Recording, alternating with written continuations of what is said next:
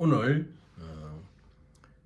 윤 대통령이 기자회견을 했는데 그 기자회견의 내용 속에서 뭐 이렇고 저렇고를 떠나서 현재 우리나라의 가장 시급한 문제는 의료 대란 아닙니까?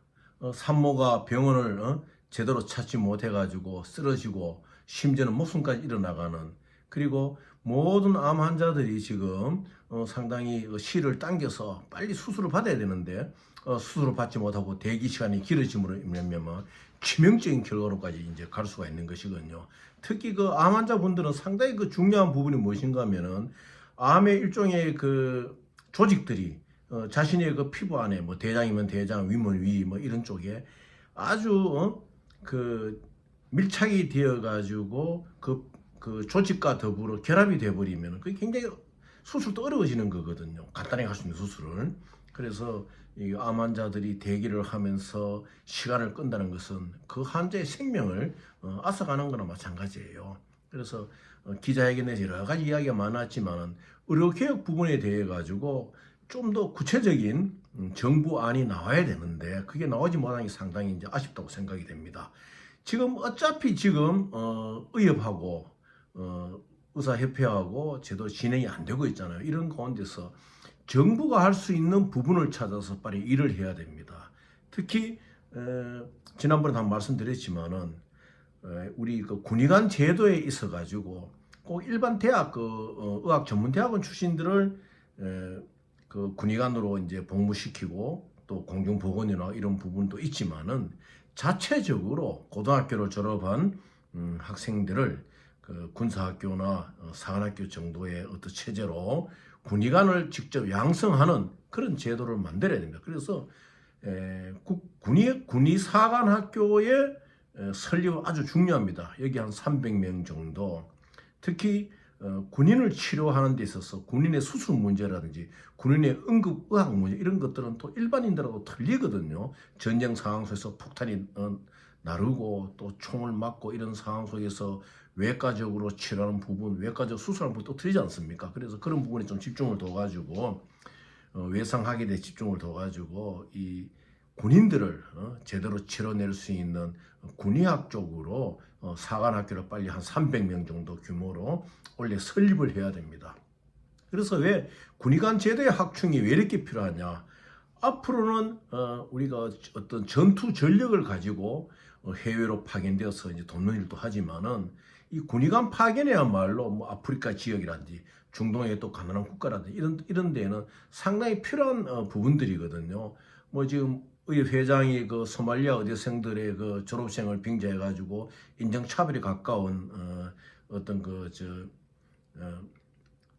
그 글이나 뭐 사진을 띄웠다가 이제 없앤 걸로 알고 있는데 그 굉장히 그 비열하고 굉장히 그 의협 회장의 자질을 보여주는 거죠. 지금 어떤 면에서는 그건 인종차별이거든요. 그래서 그 부분을 떠나가지고 일단은 아프리카 지역이나 여러 지역에 실제로 많은 의사들이 필요하지나 그런 거를 우리가 이제 어차피 해외로 앞으로 파병도 이런 일이 앞으로 많이 벌어지거든요.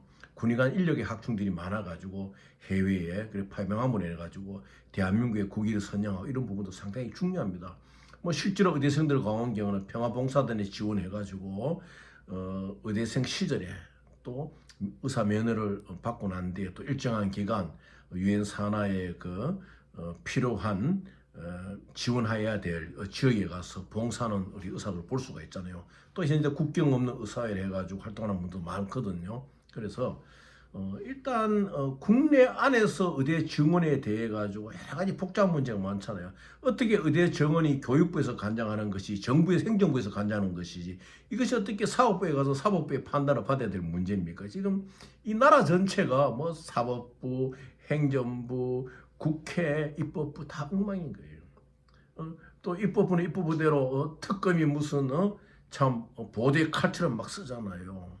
그러니까 또 여당 쪽에서는 그 부분에 대해서 뭐 상김 특검 하자든지 더 나아간 특검도 굉장히 많거든요. 그러다 이 나라가 어떻게 되겠습니까?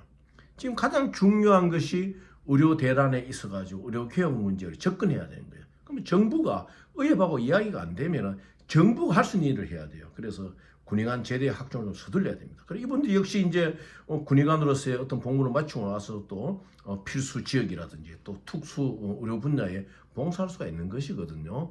그래서 첫째로 지금 가장 중요한 것이 원래 군의관 제도 확충을 위해서 군의 사관학교 설립이 중요하다. 그래서 한 300명 정도. 어차피 의사 증원은 10년 뒤를 내다보는 문제 아닙니까? 뭐 과거 예를 들면은 뭐 예과 2년 제도, 4년제 본과하고 또 인턴 레전트 4년하고 거의 뭐 10년 이상을 수학을 해야지 제대로 메스를 들 수 있는 의사가 되는 것이거든요. 그래서 10년 뒤를 내다보는 것이니까 군의관, 군의사관학교의 설립을 빨리 서둘러서 한 300명 정도 이렇게 이제 학충을 계획을 세우고 의협하고 뭐 대항할 수 있는 부분이 아니잖아요. 그 다음에 지금 정부 이제 보건복지부에서 해외 의사 면허를 가진 의사들에 한해서 또 이제 국내에 이러한 위기 상황이니까 진료를 할 수 있게 하고 그래 진료에 또 봉사하게 되면은 국내 면허를 받아가 의료원으로 또 성장하는 데 도움을 준다 뭐 이런 내용이 있는 것 같아요. 그러면은 이 문제에 있어서도 물론 잘하겠지만 보건복지부에서 해외 의사 면허자들이 여기에 이제 국내에 와서 진료를 할 때 파악을 잘해야 돼요. 해외 어느 대학에서 의학 수업을 해가지고 면허를 땄는지. 그러면 각 대학마다 뭐 예를 들어 가지고 소아과라든지 내과에 좀 공부를 또 실험을 수습을 제대로 할 수 있는 대학이 있을 것이고 또 첨단 뇌과학이나 뇌의학 쪽이라든지 뭐 이 정신의학 쪽 이런 쪽에 또 뭐 제대로 공부를 할 수 있는 대학이 있을 거 아니겠습니까? 그래서 그런 거 구분을 잘해야 돼요. 일괄적으로 해외 의사 면허자들이 국내 의료 현장에 투입된다 이런 게 있지만은 일단은 보건복지부에서 어느 대학별로 졸업자냐 의협회장이 소말리아 의대를 막 조롱하던 그런 것들 뭐 헝가리 의대냐 아니면 미국에서 의대를 나왔느냐 아니면 유럽에서 나 이런 걸 따라 가지고 이러한 의료 인력들을 어느 과로 배치할 것이냐 이런 것을 상당히 주의 깊게 물론 뭐 지역 의료에는 그런 부분들이 없겠죠. 우리나라 뭐 가정의학과 정도는 그래서 이런 부분을 외국인 면허 의사자들에서 국내에서 어떻게 적절하게 활용할 수 있느냐 이런 것을 이제 복지부가 상당히 체크를 해야 됩니다. 그 다음에 세 번째로 무엇을 해야 되느냐? 이 국내 의협하고 이야기가 안 되고 이제 의사 의대 증원이 안 되잖아요. 그러면 국내보다 실제로 미국이나 독일이나 세계적으로 유명한 의과대학들 있습니까? 그러면 우리 국내에서 한 200명 정도 앞으로 첨단 의학 분야를 아예 예과 수준부터 외국가서 공부할 수 있도록 국가가 지원을 하는 거예요. 그래서 군사 부분에 군의사관학교를 한 300명 정도 그리고 그 다음에 외국 면허 의료인들을 쓴다면 한 200명 정도 쓸 수가 있을 거예요. 그래서 그 진로별로 잘 체크를 하고 그럼 지금부터 우리나라의 우수한 인재들을 학생들을 외국에 우리 한국이 아직까지 따라가지 못하고 있는 뭐 뇌의학 부분이라든지 첨단 의료 분야가 있거든요. 그쪽으로 국가가 어떠한 그 결심을 가지고 뭐 예를 들어가 이번에 대통령께서 뭐 저출생 대책을 위한 기획부를 만든다듯이 어떤 사명을 가지고 한 200명 정도 국가가 직접 지원을 하는 거예요. 그 학생들이 고등학교 졸업하고 아니면 대학 뭐 한 2년 정도 졸업하고 또 가든지 해서 외국에 아주 첨단 의학을 배울 사람 200명 정도 이제 파견을 하는 거예요. 그러면 자연적으로 한 800명 정도는 10년 뒤에 확보가 되는 것이거든요. 그러면 이쪽에 국내 의학의 문제에서는 의협하고 크게 신경 쓸 필요 없이 자동적으로 산출적으로 이해가 될 만한 의학 지원을 결국 국가의 문제인 거예요. 행정부의 문제인 거예요. 왜냐? 의사들을 양성하더라도 수습할 의료기관이 있어야 되잖아요. 그럼 공공의료기관들은 많이 세워야 되는 것이에요. 또 앞으로는 국내 의사도 필요하지만은 한국이라는 어떤 국력을 가지고 해외에 봉사할 수 있는 우리의 기반도 넓히는 거 아니겠습니까? 그래서 너무 행정부를 공격하고 대통령을 주눅들게 할 것이 아니고 자 지금 보십시오. 뭐 야당에서 다 공격하고 뭐 속칭 정책을 잘 제안한다는 어떠한 그 야당의 인사들까지도 공격은 하지만은 의료개혁에 대한 부분에서 아무것도 못 내놓잖아요. 기껏 해봐야 지금 제일 하는 건 뭡니까? 국회 1호 법안으로 25만 원 민생지원금 한다. 그건 아주 그거는요 아주 그 어린애의 그 발걸음에 비교해요. 또 지금 야당도 제가 볼 때는 그래요. 대한민국 야당사에 제일 야당사에 지금처럼 함량 미달의 원내대표가 뽑힌 적은 없어요. 그걸 이 야당이 알아야 됩니다. 그래서 정부를 공격할 때는 대안을 갖고 공격해야 돼요. 지금 뭐 특검이니 사법적 문제는 다 접근하고 있지만은 이 의료개혁의 문제에 지금 산모가 길을 다니다 병원을 찾아내 죽어가고 노동자가 사고가 나가지고 외상의학을 제대로 받지 못해가 죽어가는 이 판국에 의료개혁에 대해서 또 의료협회와 정부가 아주 대립된 상태에 누가 중재는 안 나서잖아요. 너 대통령도 잘못한다, 너 복지부 잘못한다 이야기만 하는 것이지 그렇게 해서는 건전한 야당이라 할 수 없는 거거든요. 그래서 하루속히 너무 비판만 할 것이 아니고 야당 쪽에서도 25만 원 들고 나올 것이 아니고 사람의 생명을 다루는 이 의료 문제에서 의료개혁을 한국이 어떻게 하나 이렇게 대안을 내세워야 됩니다. 정부도 하루속히 할 수 있는 걸 해야 돼요. 첫째, 군의사관학교 설립을 내가 10년 뒤에 300명 정도의 제대로 된 의사를 만든다.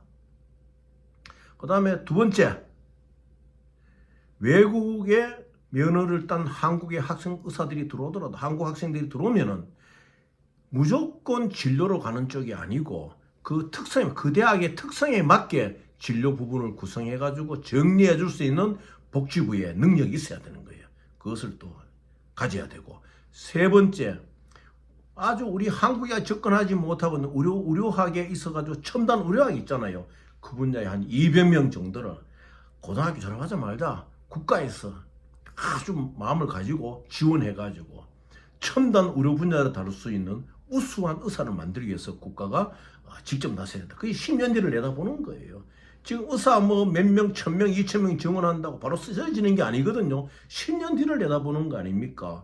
그걸 가지고 왜 이렇게 어령되면서 국가가 혼란에 빠져야 되고 국민들이 죽어나가야 돼. 그렇게 하면 안 돼요. 이제 국민들도요, 눈 부릅뜨고요, 국회의원들 감시해야 돼요. 헌법을 챙기고 국배법을 챙겨가지고요, 함량 미달 그저 하는 거 투쟁밖에 모르고 뭐 독재 정권하고 투쟁하는 거 아니지 않습니까? 고문하는 정권하고 투쟁하는 거 아니지 않습니까? 입으로만 하는 이 투쟁하는 국민들의 생활의 질의 향상, 국민들의 정책의 질의 향상에 하나도 보탬이 되지 않는 국회의원들은요, 소환해가지고요, 그 빠지를 뗄 수 있는 우리 국민의 힘이 생겨야 돼요. 그래서 국민들도 이제 국회법에 관심을 갖고 이러한 자발적인 조직들이 일어나가지고 국회의원들이 국민을 무서워하게 만들어야 돼요. 이제 그러한 국가적인 환경 그리고 국민적인 시스템이 이루어지기를 바라겠습니다.